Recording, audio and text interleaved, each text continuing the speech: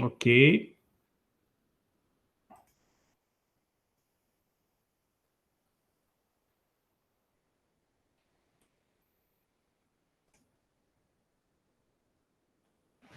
Bom, pessoal, alguém só dá um oi que está escutando e está visualizando a apresentação?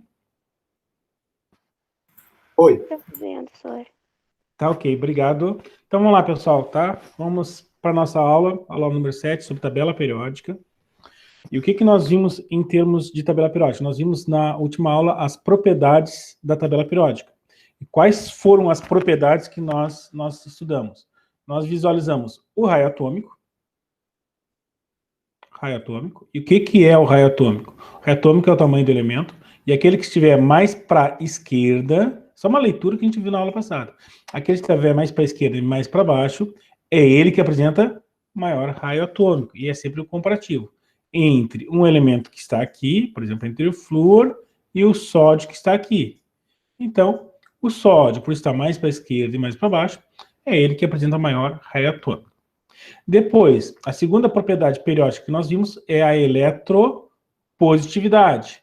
E o mecanismo para a gente identificar também quem é o elemento mais eletropositivo é aquele elemento que está mais para a esquerda e mais para baixo. E é a mesma brincadeira entre o sódio e o flúor. Qual é o elemento mais eletropositivo? O sódio. Por quê? Porque está mais para a esquerda e mais para baixo. Lembrando que toda vez que aparecia a palavra eletro, vou apagar porque está feio, ficou muito feio, vou apagar aqui. Vamos pintar bonitinho. Então, toda vez que aparecia a palavra eletro, vou até apagar aqui já para antecipar, ó. Toda vez que aparecia a palavra eletro, os gases nobres, pintar de outra cor, senão não aparece. Os gases nobres, eles não fazem parte. Toda vez que aparecer a palavra eletro, os gases nobres não fazem parte. Então, entre o flúor e o sódio, quem é o mais eletropositivo? O sódio, porque está mais para a esquerda e mais para baixo, tá? Então, essas são as duas propriedades e elas servem como base para as demais. Por quê? Porque as demais é o contrário. Por exemplo, a eletroafinidade. Vou botar outra cor. A eletroafinidade é aquele que estiver mais para cima e mais para a direita. Então, e é a brincadeira mesma, entre o flúor e o sódio. Quem é o que tem maior eletroafinidade, ou afinidade eletrônica? Lembrando, o que é afinidade eletrônica? Quando um átomo está no estado gasoso, ele é afim de elétrons. Ele recebe um elétron e libera energia.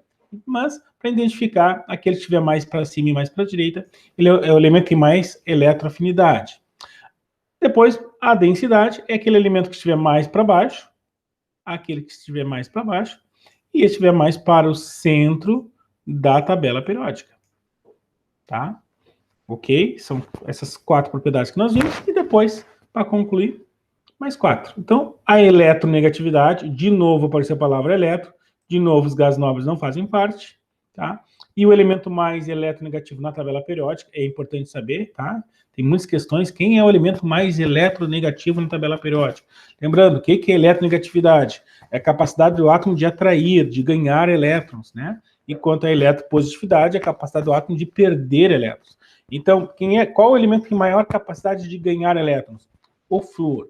Mas em termos de exercício, o elemento mais eletronegativo é aquele que estiver mais para cima e mais para a direita da tabela periódica. Então, nesse caso, é o flúor. Depois, potencial de ionização ou energia de ionização. Conceito. Quando um átomo está no estado gasoso, ó, energia de ionização. Agora ele recebe uma energia e libera um elétron. Ok, e para identificar qual elemento tem maior energia de ionização, o potencial de ionização, é aquele que estiver mais para cima e mais para a direita. Pessoal, eu espero que nesse momento você já esteja tranquilo, o professor já repetiu várias e várias vezes a mesma coisa, ok? Bom, esses dois aqui não são tão comuns, tá? Volume atômico, ponto de ebulição em termos de exercício, mas o professor mostra tudo para vocês. O volume atômico é diferente da densidade. A densidade é os elementos que estão mais para o centro da tabela periódica. O volume atômico é o contrário, são os elementos que estão mais para a extremidade. Então, o elemento que está mais para a extremidade, na tabela periódica, é o frâncio aqui e o radônio aqui, tá? São os elementos que estão mais para extremidade. Então, são os elementos que possuem maior volume atômico. Mas, mais afastado do centro, apresenta maior volume atômico. E, por fim, o ponto de fusão e o ponto de ebulição. Aí o professor já sacou que é uma bagunça, existem muitas exceções. Por exemplo, na família 1A e 2A, tá, o ponto de fusão e o ponto de ebulição aumenta de baixo para cima, mas mesmo assim, nessa família, existem pequenas exceções entre um e outro elemento. Mas, de uma forma geral, na família 1A e 2A, aumenta de baixo para cima. No geral, aumenta-se para baixo e para o centro da tabela periódica. Então, os elementos que apresentam maior ponto de fusão e maior ponto de ebulição estão no centro da tabela periódica. Destaque para dois elementos. O tungstênio, que é o W, se localiza lá no meio da tabela periódica. Ele aqui apresenta o maior ponto de fusão. Ele se encontra no filamento das lâmpadas, por exemplo, incandescente. E o carbono, que apresenta maior ponto de ebulição. Ok, pessoal? Então, essas foram as propriedades periódicas, tá, que o professor trabalhou contigo. O que vai acontecer agora? Agora a gente vai dar uma sequência em relação à teoria sobre a tabela periódica. Tá? A gente vai ver sobre as propriedades dos metais e assim por diante. Tá? Aqui nessa lâmina só faz uma leitura das famílias da tabela periódica e vocês têm que saber. Então vamos aí repetir. Né? Todos da família 1 são quem? São chamados metais alcalinos. Família 2, também metais alcalinos, só que agora vem a palavra terrosos. Depois tem aqui o boro, tem o carbono e tem o nitrogênio. Então fica fácil. Família do boro, família do carbono e família do nitrogênio. Agora, onde aqui tem aqui vai estar o oxigênio e vai estar o flúor. São os primeiros elementos de cima para baixo.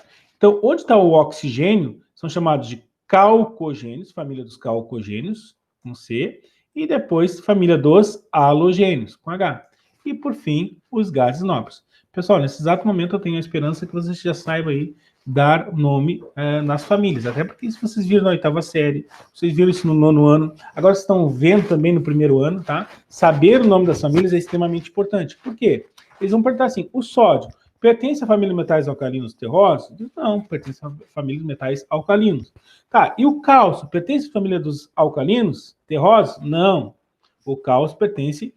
Sim, verdade. O cálcio pertence à família de metais alcalinos terrosos. Ok? Tá, mas e o enxofre? Pertence à família dos halogênios? Não. O enxofre pertence à família dos calcogênios. Isso é conhecimento que vocês têm que ter em termos de para resolver exercício. Tudo bem? Bom, e não menos importante essa brincadeira aqui, tá? Aqui, repara aqui, ó, a letra S, não sei se está dando para ver bem. Aqui é a letra S, a letra P. Vou botar aqui vermelhinho para ficar mais. Isso aqui são os subníveis, né? Isso é extremamente importante. S, P, aqui está o D e aqui está o F. Né? Lembrando que sempre quando for S e for P, são os elementos representativos, e os elementos que estão no meio são de transição. Aqui são os de transição externa, e aqui embaixo os elementos de transição interna. Tudo bem. Professor, já vi isso. Segue em frente. Então, vamos seguir em frente. Tá? Bom, agora vamos fazer apenas algumas leituras de algumas informações relevantes sobre a tabela periódica. O professor colocou nessa lâmina assim, ó, outras informações relevantes sobre a tabela periódica. Bom, sobre os metais. Característica. Maior parte da tabela são formadas por metais. Costumam perder elétrons. Então, quem perde elétrons são os metais. E quando eles perdem elétrons, eles se transformam em um cátion. Lembrando que cátion é um elemento que possui o quê? Carga positiva. Por exemplo, aqui, ó, ferro mais 2. Então, significa que ele perdeu 2 elétrons. Tá? Possui 1, 2 ou 3 elétrons na camada de valência. Tá? O que é camada de valência? É a última camada. Tem lá, primeira camada, segunda camada, terceira camada. A última camada é a camada de valência, é onde se localiza os elétrons. Características, essa fica bem fácil, né? Porque a gente já conhece aí no nosso cotidiano, são bons condutores de calor e eletricidade. Não dá para pegar um metal e colocar na tomada, e nem se ficar segurando aí a tampa de uma panela de ferro por muito tempo, provavelmente vai queimar a mão, porque o calor é conduzido pelo metal. Possuem brilho metálico, tá? E como tem questões que colocam essa palavra brilho metálico. Se você pegar o metal lá e você começar a polir, ele chega a brilhar. Pega uma colher e começa a polir, daqui a pouco você fica no espelho, você consegue se enxergar nela. Bom, em geral, alto ponto de fusão e ponto de ebulição. Essas são umas características importantes, tá? Alto ponto de fusão e ponto de ebulição. São sólidos a temperatura e pressão ambiente, com exceção do mercúrio. Pessoal, qual é o único metal que se localiza na tabela periódica que se encontra no estado líquido a temperatura ambiente? Mercúrio. Essa informação é importante, vocês têm que ter esse conhecimento. Qual o único metal na tabela periódica que se encontra no estado líquido? Mercúrio. Depois, são dúcteis. O que significa ser dúcteis? A pessoa colocou aqui para ficar fácil. Ó. Pode ser transformado em fios. São maleáveis. O que significa ser maleáveis?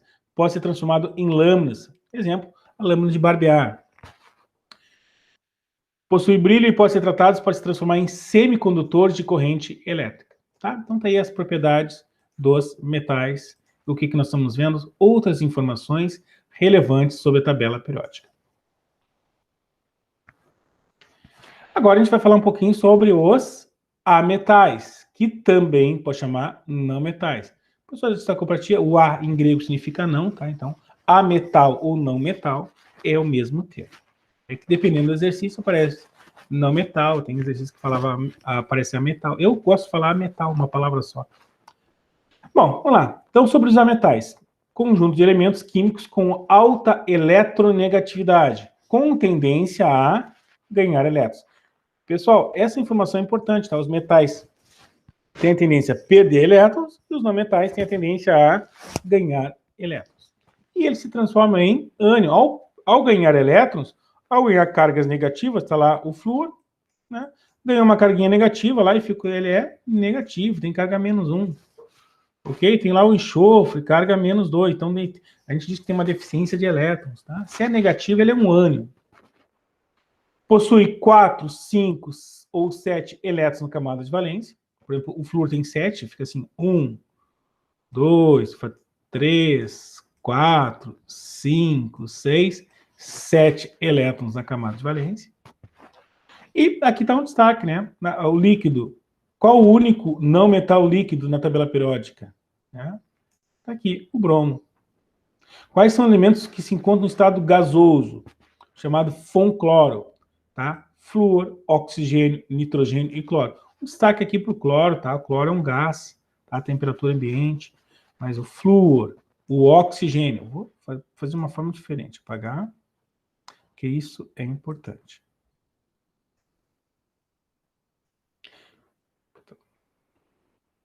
Ok.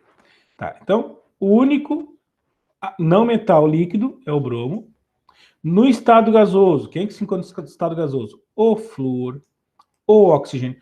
Acredite, o oxigênio é um gás, né? Ele não está no estado sólido, a gente não consegue tocar essa criança. Tá? O nitrogênio, o cloro. Além deles, os gases nobres e o hidrogênio. Na tabela periódica, são sólidos, tá? Os demais. Isso sobre os ametais. A pessoa está falando sobre os ametais. Destaque está aqui, ó. O bromo é o único não metal que se encontra em estado líquido e o mercúrio é o único metal que se encontra em estado líquido à temperatura ambiente. Outra característica importante é que são maus... Na verdade, assim, as propriedades dos metais são contrárias às propriedades dos metais. São maus condutores de calor e eletricidade.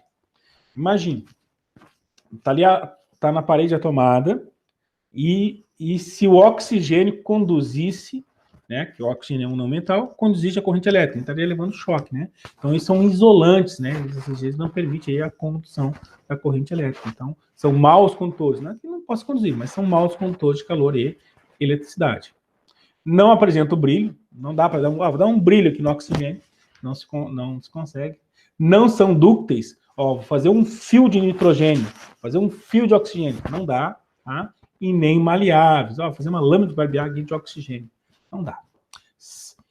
Tudo bem? Então, não são dúcteis e não são maleáveis. Pronto, tá aí as propriedades dos não metais.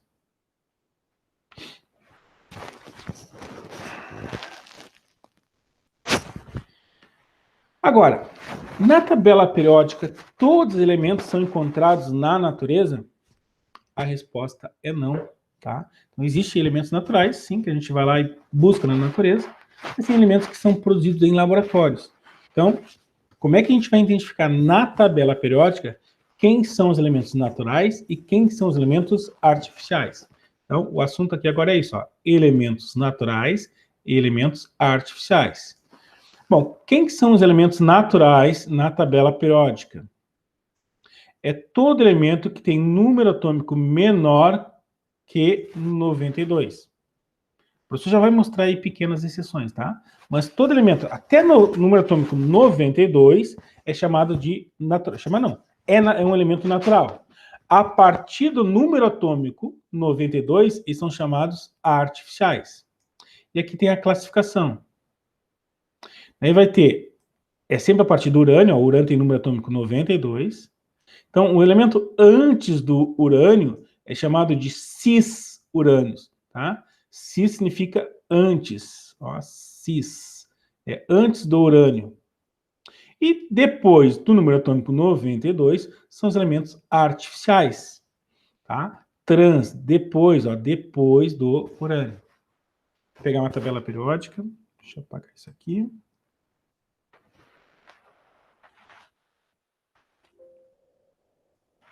Pegar a tabela periódica aqui para a gente poder visualizar.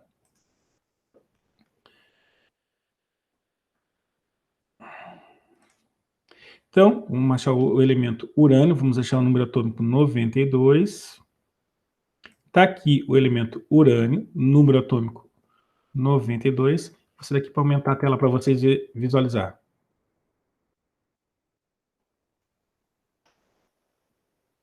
Aumentar um pouquinho mais. Então, pessoal, aqui está o elemento urânio. Olha o número atômico dele, 92. Então, todos os elementos anteriores a ele são chamados de cis-urânios, elementos naturais. Depois dele, vem aqui o Neptúnio, 93. Aí já repare que até a cor aqui nessa tabela aqui, repare que aqui está a pretinha, aqui está em verde, né? Então aqui nós já temos elementos artificiais. Só que tem pequenas exceções. Olhem acima aqui do Neptúnio, nós temos o Promécio. E o Promécio tem número atômico 61. Então, ou seja, isso é uma exceção à regra. Tá? O Promécio, embora ele esteja antes do número atômico 91, ele é um elemento artificial, ou seja, ele é produzido aí em laboratório. Tá? Mas, em regra, todo número atômico anterior ao número atômico 92 é chamado de cis-urânios, são os elementos naturais, e depois do elemento urânio são os chamados transurânicos, ou seja, os elementos artificiais.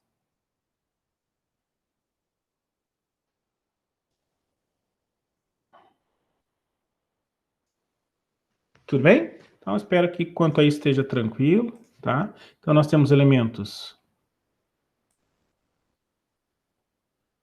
cis-urânicos, os elementos transurânicos. Os cis-urânicos são os elementos naturais, que têm número atômico menor que 92, e os transurânicos são os elementos artificiais, ou seja, depois do urânio, todos os elementos são artificiais, os chamados transurânicos. Pessoal, nesse exato momento, coloque a palavra presente aí, tá? Para marcar a presença de vocês no final, que vocês ficaram até o final da aula. E para nós concluir a nossa aula de hoje, eu gostaria de falar, porque assim, a tabela periódica, ela é periódica. E por que ela é periódica? Porque as propriedades, elas se repetem. Ou seja, o raio atômico, a eletropositividade, a eletronegatividade, a energia de ionização, a eletroafinidade. Essas propriedades, elas vão elas vão se repetindo à medida que aumenta e diminui o número atômico. Não são propriedades que se repetem. Agora, duas propriedades, essas duas propriedades vocês têm que memorizar, porque cai em termos de exercício, tá? Que não tem essa periodicidade. Ou seja, à medida que aumenta o número atômico, ou vai aumentar essa propriedade, ou vai diminuir. Não, ela não acaba se repetindo, tá? Propriedade periódica significa que ela se repete à medida que aumenta o número atômico, tá? Vai aumentando o número atômico, por exemplo, a eletronegatividade vai aumentando, vai diminuindo, vai aumentando, diminuindo. Aqui não. Essas duas propriedades, à medida que aumenta o número atômico, elas só aumentam. E quais são essas duas propriedades não periódicas, ou seja, aperiódicas da tabela periódica? Uma delas é a massa atômica, e vamos identificar nesse gráfico aqui, ó. Repare que o número atômico está aumentando, ó. Aqui o número atômico está aumentando. Tá? E o que está acontecendo com a massa atômica? Ela também só está aumentando. À medida que aumenta o número atômico, ela só aumenta. Então, ela é uma propriedade aperiódica. A massa atômica na tabela, né? Sempre o número atômico está aumentando, a massa atômica está aumentando, e assim vai. Tá? Então, a massa atômica é uma propriedade aperiódica. E a segunda propriedade é o calor específico. Tá? O calor específico. À medida que aumenta o número atômico, o que acontece com o calor específico? Ele vai diminuindo, ele vai diminuindo, ele vai diminuindo, vai diminuindo, vai diminuindo. Professor, o que é calor específico? Por exemplo, cada substância tem um calor específico. Por exemplo, vamos pegar aqui o alumínio e a água. A gente pega o alumínio, coloca no fogo, coloca água. A gente liga o fogo, né? A gente começa a aquecer essa água. Nos primeiros instantes, o que acontece? A gente verifica que o alumínio está quente, mas consegue colocar a mão ali e a água está fria ainda. Por quê? Porque o calor específico do alumínio, tá, é menor que o calor específico da água. Então a água leva mais tempo para ficar quente, de uma tal forma que a gente consegue ter essa sensibilidade do alumínio. Então cada substância tem o quê? Cada elemento químico tem o seu calor específico. Tá? Então, o que nós temos que saber em termos de exercício? Quais são as duas propriedades que são aperiódicas da tabela periódica?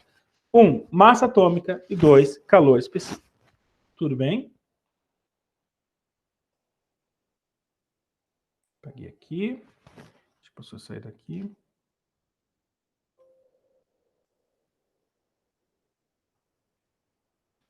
Bom, pessoal, nesse exato momento, o professor termina contigo as informações sobre tabela periódica. Depois vão vir futuramente exercícios para a gente complementar a parte da tabela periódica. Já na aula de terça-feira, a gente já entra aonde? A gente já vai entrar na parte de ligações químicas. Nós vamos começar com um novo conteúdo e a gente, claro, que ligações químicas, você só sabe ligações químicas com tabela periódica. A gente acaba retornando para a tabela periódica para falar sobre ligações químicas. E depois, futuramente, exercício sobre tabela periódica, exercício sobre tabela periódica, do que a gente viu. Tudo bem? Mas hoje nós encerramos esse tema, tabela periódica, e na próxima aula, ligações químicas.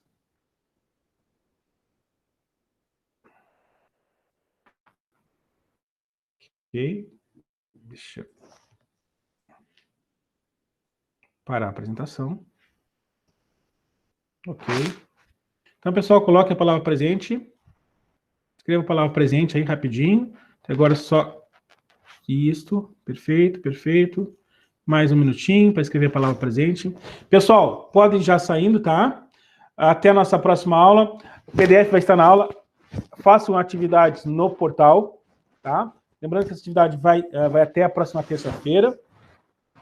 Tabela periódica foi, ligações químicas na próxima aula. Tchau, tchau para vocês. Eu vou parar a gravação.